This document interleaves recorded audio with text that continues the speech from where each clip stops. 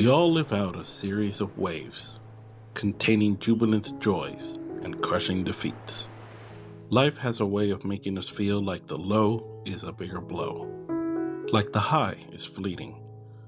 A cloud of bothering rain follows you around, no clearing in sight, no hope of light. The constant downpour floods your life in crashing waves.